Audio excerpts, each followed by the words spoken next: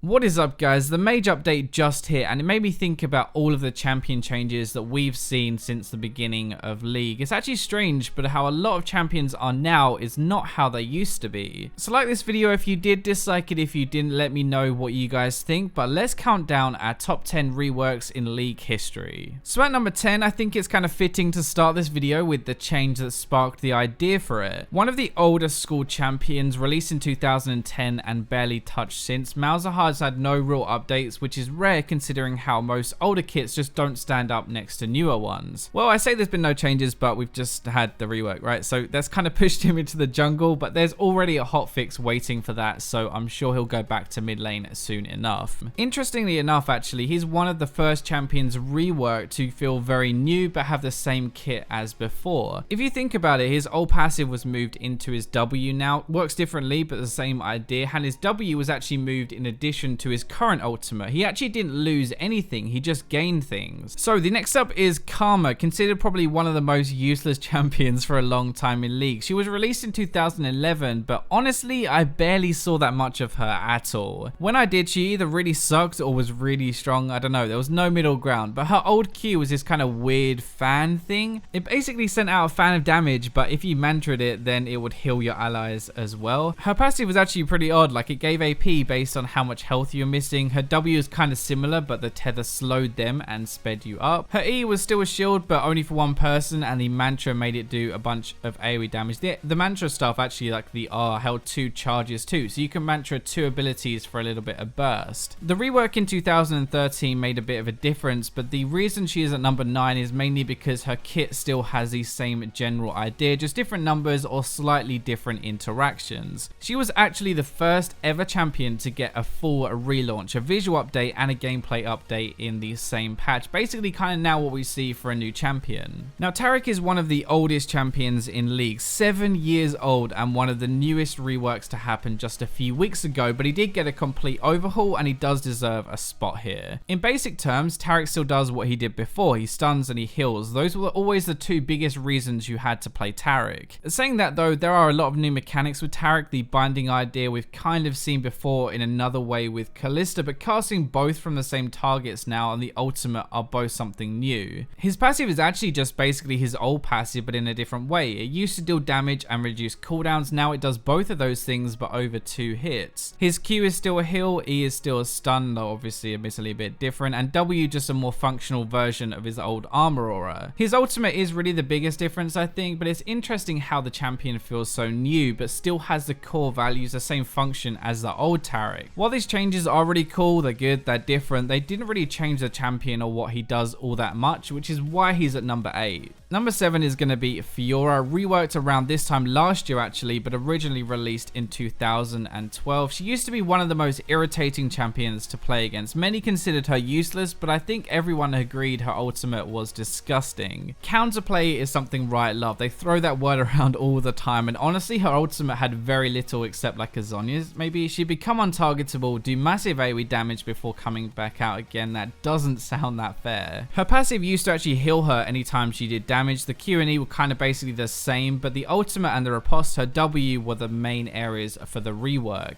Her riposte now blocks any form of damage or crowd control, right? That is something I don't think anyone else can actually do in the same way, and it gives her a lot more protection for a kind of duelist assassin. Before, it would actually only block a basic attack and reflect it back, but that was it. The reason I actually include this rework, especially above the others, is we have a lot of new things thrown in here. A new mechanic with the weak points, the ultimate heal zone, and the riposte block. Number 6 is Soraka, and a lot of newer players especially might not realize that she actually used to be even more annoying than she is today. So before, her passive made her abilities better when her target had low mana or health. Her Q was similar to now, but just did damage and reduced your heal cooldown. It also had a base 2.5 second cooldown, so with CDR, mid Soraka was actually a thing, spamming that all day. Her W was still a heal, but it cost mana, and get this as well, it also gave the target armor for 2 seconds. At rank 5, that was 110 bonus armor plus some of your AP.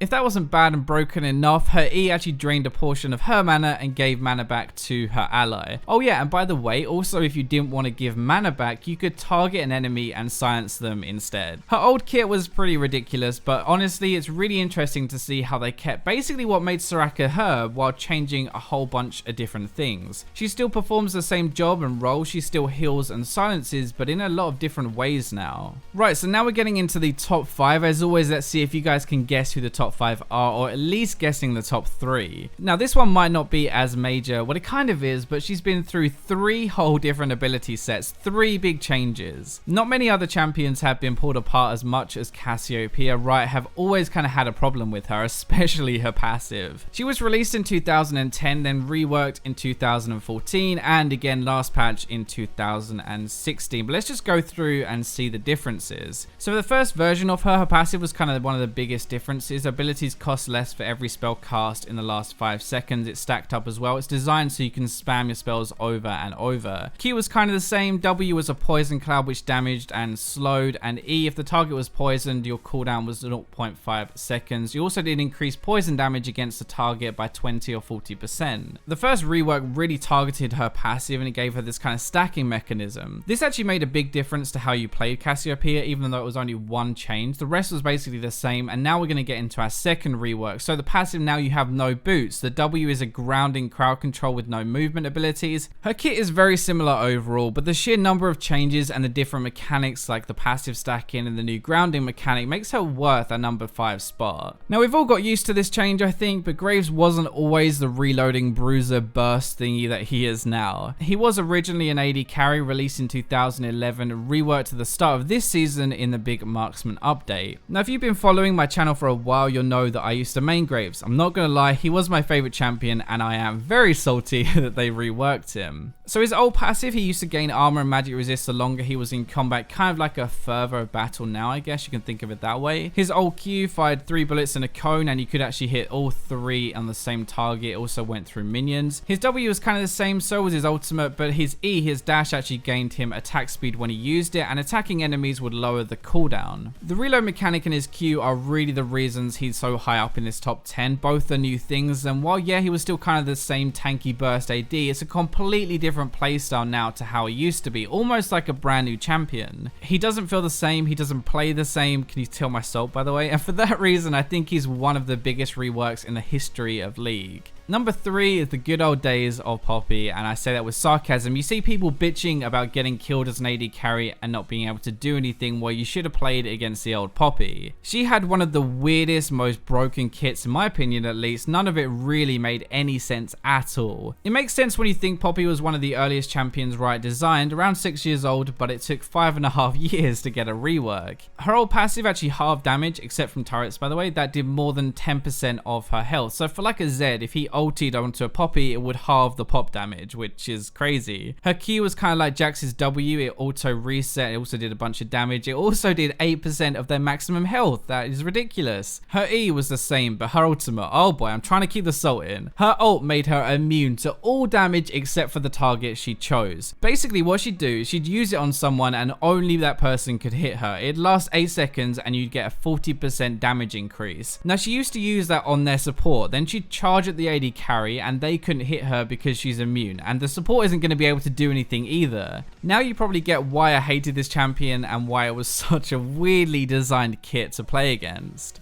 I actually used to play Gangplank a lot in Season 2, and he was released back with Taric in 2009. Actually one of the oldest champions in League, but you wouldn't even recognize him anymore with how different he is. Now admittedly, version 1 and 2 are pretty similar, but back when he was released, he could actually deny minions. This is something I think is really common in Dota, right? But in League, it's only ever appeared with Gangplank, and then it was swiftly removed in his first update. It was the same idea that his E gave ally champions attack speed and move speed when he used it, but to do it, he actually had to sacrifice an ally minion, so he'd do it and just deny CS from his opponent. Version 2 was actually kept for quite a while, so his passive meant that his basic attacks dealt bonus damage and slowed. His Q, W and ult were kind of the same to what they are now, but his E granted AD and movement speed to champions around him. Now even though 3 elements of his kit were similar to what he is now, the new stuff actually makes a very big difference in how you play him, almost like a new champion. The barrels, the kegs are the biggest thing. Gone is the morale buff, and now in with these stacking kegs that are just the centerpiece of his entire kit. His passive is the same idea, kind of, bonus damage on an auto, though it's not always active, and the silver serpents are another big change, something most people overlook, but the upgrades can make a decent amount of difference in a game.